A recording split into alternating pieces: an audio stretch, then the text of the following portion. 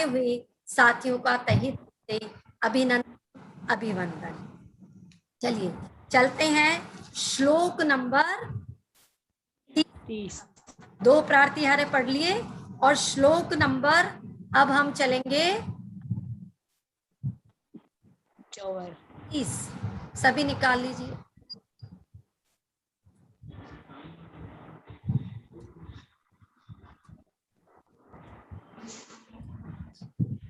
एक मिनट, मैं screen share कर रही हूँ। हाँ जी, देखिए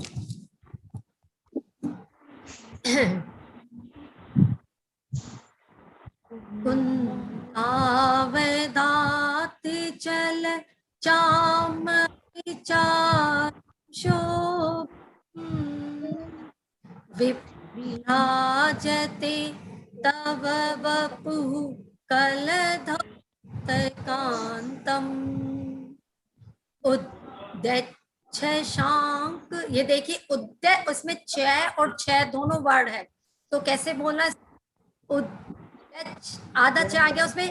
उद्यच्छ शांक शुचि निर्झर वारिधार मुच्चतटम सुरगिरे रिवशात कौम्भम। ये जो कै ओ की मात्रा है ना, तो कौम्भम पढ़ना है। को कोई नहीं बोलेगा, को नहीं बोलना है, क्या बोलना? कौम्भम, जिसमें पता चले कि 2 मात्रा। देखिए एक तो हम शोभम पढ़ रहे हैं, एक मात्रा वाला शोभम, और एक कलधौत और शात कौम्भम। इस तरह से और मात्रा का उच्चारण करना है।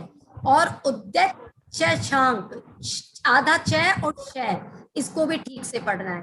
चलिए एक बार मैं पढ़ रही हूँ यहाँ पे, आप लोग सब अपने अपने से पढ़ेंगे। तावदात चल चामर चारु शोभम विभ्राजते तव कलधौत कांतम उद्यच्छ शांक शुचि निर्झर वारिधार मुच्चस्तटम सुरगिरे रिवशाते कौम्भम। अब हम चलते हैं वर्ड मीनिंग की तरफ। अब हमारा प्रातिहार्य है चंवर प्रातिहार्य। ये जो चंवर है वो कैसे होते हैं? तो इसका पहला शब्द है कुंदावधात। कुंद, इसको संधि विच्छेद करेंगे तो बनता है कुंद प्लस अवदात। कुंद मीन्स क्या होता है? एक पुष्प का नाम है, एक फूल का नाम है कुंद। और वो जो है कि कहते हैं वो इतना सफेद होता है, जैसे चमेली और मोगरा आपने देखे होंगे कि सफेद है, लेकिन उससे भी ज्यादा, यदि श्वेत में भी श्वेत अगर कोई चीज है तो है कुंद पुष्प। आप लोग उसमें गूगल से सर्च मारिएगा तो आपको पता लगेगा। तो ये बहुत सफेदी लिए हुए हैं अपने आप में, इसलिए मानतुंग स्वामी ने यहाँ पे कुंद पुष्प का उदाहरण दिया है। अवदात मीन्स उज्जवल, निर्मल। कुंद पुष्प के समान निर्मल है क्या? वो जो चल चामर, चल मतलब हिलते हुए, क्योंकि उनको देव क्या करते हैं? उनको घुराते हैं ना चंवरों को, एक बार नीचे फिर एक बार ऊपर, इस तरह से। तो चल मीन्स खिलते हुए और चामर मीन्स चंवर। चारु शोभम, शोभा से युक्त, सुंदर, शोभायमान। कलधौत, कलधौत मतलब स्वर्ण के समान। कांतम, वाला। तव, आपका वपु शरीर। ये 2 लाइनें हुई। तो यहां तक क्या कह रहे हैं मानतुंग स्वामी कि हे प्रभु, ये जो पुष्प के समान निर्मल चलायमान या हिलते हुए जो चंवर है, और उसके बीच क्या है? आपका स्वर्णमयी कांति वाला शरीर शोभायमान हो रहा है। क्या कर रहे हैं? देवता लोग दोनों तरफ से चंवर घुरा रहे हैं, और उसके में आपका जो स्वर्णमयी कांति वाला शरीर है वह बहुत ही शोभायमान हो रहा है। अब कैसे शोभायमान हो रहा है? तो इसको देखिए किसकी उपमा दी है, क्या एग्जाम्पल दिया है उन्होंने?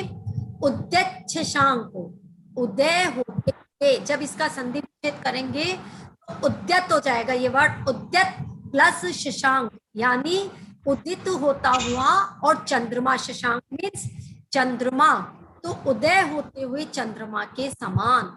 शुचि निर्मल, शुचि मीन्स पवित्र, और निर्झर, निर्झर मतलब झरने,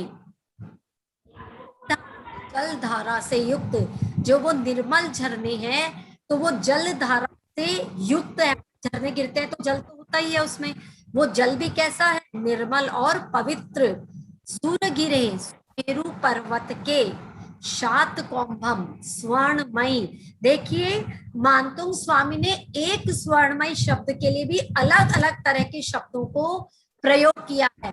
पिछला जो श्लोक हमने देखा था उसमें उन्होंने क्या शब्द यूज किया, कनकावदा। फिर जो ये वाला श्लोक है इसमें दो जगह दोनों अलग अलग शब्द, कल धौ स्वर्ण के समान, शात कोम्भ स्वर्णमयी। इतना गहरा ज्ञान था उनका कि एक एक शब्द के लिए उन्होंने तीन तीन चार चार शब्दों का अलग अलग यहाँ पे प्रयोग किया है। अब वो जो शात कोम्भ, मैं उधर चला गया तो इधर बच गया, उच्च तट यानी ऊंचे तट के, इव समान विभ्राजते सुशोभित होता है। इसमें क्या एग्जांपल देख के वो समझा रहे हैं। पहले तो उन्होंने कहा कि ये दो लाइनों में क्या बोला कि जो कुंद पुष्प के समान निर्मल श्वेत चंवर ढूंढ रहे हैं, तो उसके बीच में आपका स्वर्ण कांतिमय शरीर सुशोभित हो रहा है। अब कैसे सुशोभित हो रहा है कि हे प्रभु, ऐसा लग रहा है मानो सुमेरु पर्वत है, यानी भगवान की तुलना तो कर दी सुमेरु पर्वत से, कि सुमेरु पर्वत पर दोनों तरफ से निर्मल उज्जवल जल धारा लिए हुए, और वो कितने उज्जवल, चंद्रमा की कांति लिए हुए, इतने निर्मल वो झरने हैं जैसे वो सुमेरु पर्वत के दोनों तरफ झरने रहे हो, गिर रहे हो। इतना शोभायमान हो रहा, इतना सुंदर दृश्य से इमेजिन, ये तुलना की है भगवान के चवरों का जो ढूंढता हुआ सीना, या जब ढूंढता लगता है, वो बताया कि सुमेरु पर्वत पर जब मतलब भगवान को तो बताया है सुमेरु पर्वत, तो सुमेरु पर्वत के दोनों तरफ क्या बह, निर्मल पवित्र झरने बह रहे हो जिसमें कि चंद्रमा की समान कांति है।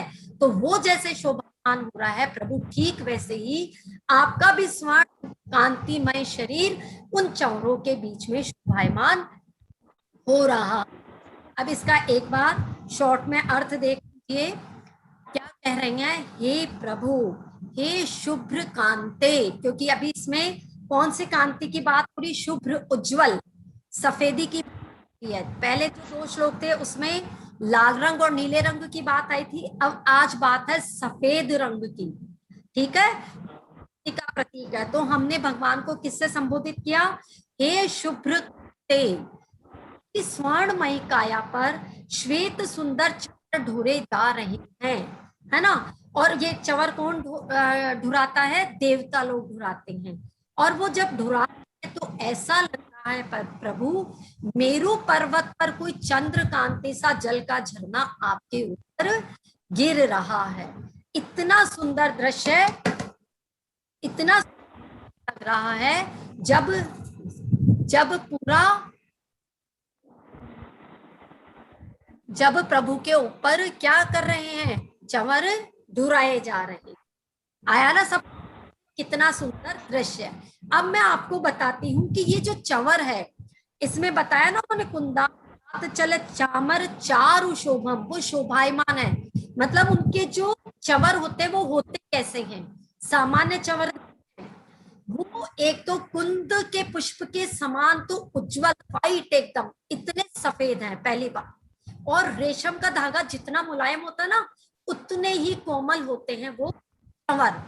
फिर उसके बाद में जो उसका हैंडल होता है ना जिससे हम पकड़ते हैं उनको, तो वो सामान्य नहीं है, वह भी बहुत सुंदर रत्न जड़ित होते हैं चंवर। पर ढुराते कैसे हैं, है ना, जैसे कई लोग होते हैं ऐसे ऐसे चंवर ढुराते हैं, कई लोग हैं ऐसे ऐसे चंवर ढुराते हैं, लेकिन चंवर को ढुराने का जो असली तरीका है वो ऐसे होता है, एक बार नीचे जाते हैं, एक बार ऊपर, एक बार ऐसे नीचे जाएंगे, एक बार ऊपर।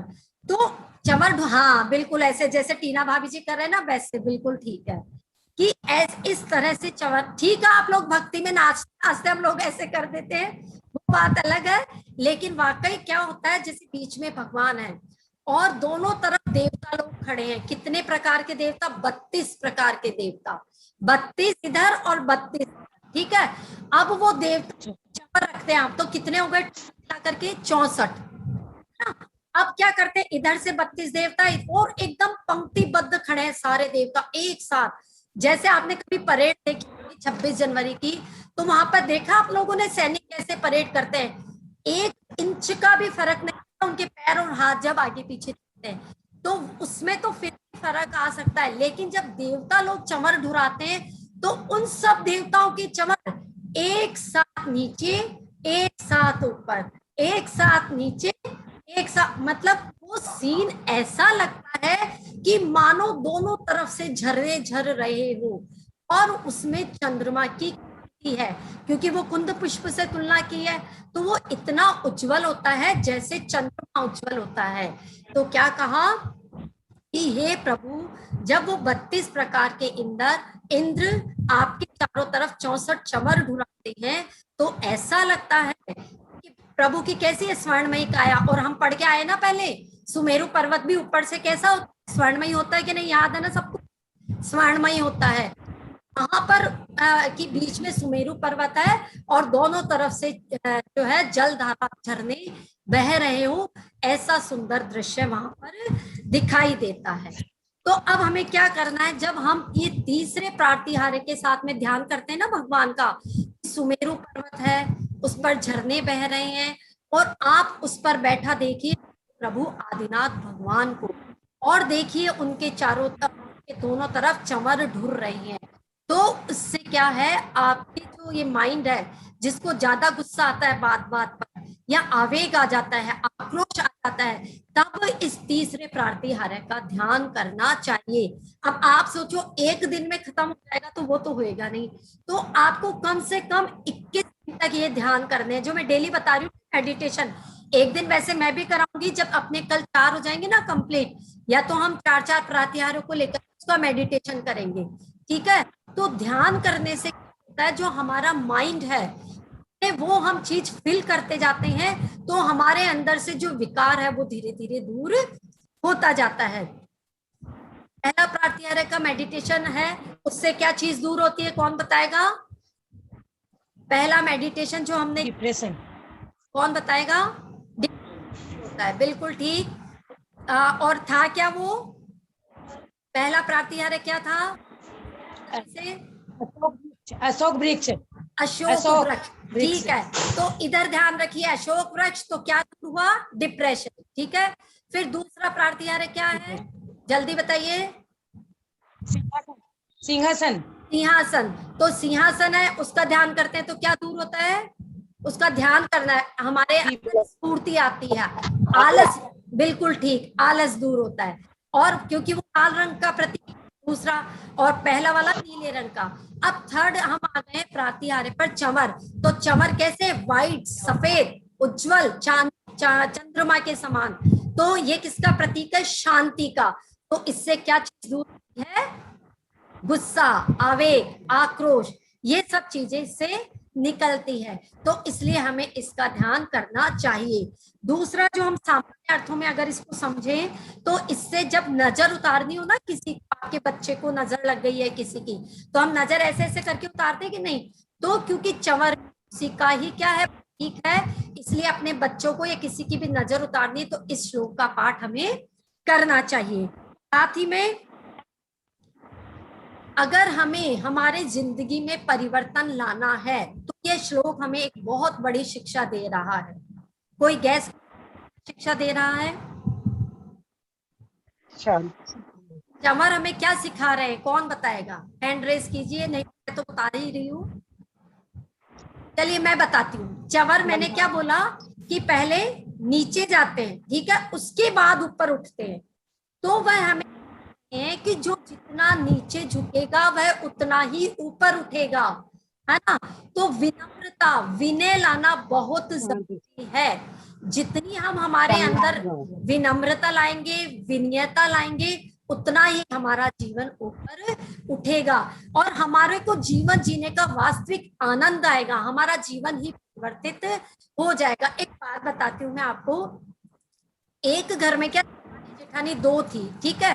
तो जो बड़ी वाली थी जेठानी, वो क्या थोड़ा जैसे बात बात गुस्सा आ जाता था और कड़वा बोलती थी, और जो छोटी वाली थी वो थोड़ी सहन शक्ति थी उसमें, वो सह लेती थी और भी कड़वा नहीं बोलती थी, मीठा ही बोलती थी। तो मतलब बहुत काफी टाइम तक ये चलता रहा। तो फिर उसकी सास भी बोली कि जब वो तेरे को इतना बोलती तो तू भी बोल दिया कर, कोई दिक्कत नहीं है। वो इतना बोलती तो तू क्यों सहन करती, तू भी बोल दिया, मुझे कोई प्रॉब्लम नहीं है। तो उसने क्या जवाब दिया, उसने जवाब दिया कि मम्मी जी उसके पास तो दो ऑप्शन है, कि कड़वा बोलना और अच्छा बोलना, दो ऑप्शन है, लेकिन मेरे पास एक ही ऑप्शन है, सिर्फ अच्छा बोलना। तो फिर मैं कड़वा कहाँ से? तो जब इतनी विनम्रता होती है करके किसी का जीवन ऊपर उठ, तो फिर धीरे धीरे जब उनकी जिंदगी चलती गई उन देवरानी जेठानी की, बाद में वो दोनों आगे जाकर के बिल्कुल सगी बहनों से भी ज्यादा अच्छे से रहने लग गई, क्योंकि विनम्रता के आगे तो सबको घुटने टेकने ही पड़ते हैं। इसलिए जितना हमारा जीवन क्या होगा, विनम्रता युक्त होगा, विनय युक्त होगा, उतना ही हमारा जीवन ऊपर उठेगा। और ये बात कौन सिखाते हैं? ये बात सिखाते हैं हमारे चंवर, जो भगवान के आगे धुर रहे हैं। इसके लिए मैं दो लाइनें आपको बोलती हूँ। झुकते चंवर सिखाते सीख, झुकते चंवर सिखाते सीख, विनम्र उन्नत बन जा एक, विनम्र उन्नत बन जा एक। यानी मतलब जो ढूंढते हुए चंवर है वो हमें क्या सिखा रहे हैं कि जितना तुम विनम्र रहोगे उतना ही उन्नत होगे, और तुम्हारे जीवन में क्या आ जाएगी? ईख, ईख मीन्स गन्ना, गन्ने के समान तुम्हारे अंदर मिठास आ जाएगी। तो अब देखिए बाकी जो लड्डू पेड़ा ये सब है, ये तो ऊपरी मिठास है, इसमें वो वाली बात नहीं है जो गन्ने में है, क्योंकि उसमें कुदरत का मीठापन है। तो हमें भी अगर हमारे अंदर कुदरत का मीठापन लाना है तो हमारे में क्या रखना पड़ेगा? विनम्रता रखनी पड़ेगी, विनयता रखनी पड़ेगी, तब जाकर क्या है हम ऊपर उठ सकते हैं। तो ये हमें कौन सिखा रहा है? चंवर, प्रभु की। बताइए प्रभु को जरूरत है क्या इन सब प्रातिहारों की? वो तो देखिए सिंहासन भी नहीं छूते हैं, वो तो 4 अंगुली पर रहते हैं, अशोक टच नहीं करता है, चंवर देवता लोग साइड में ढुरा रहे हैं। तो फिर ये वैभव क्यों?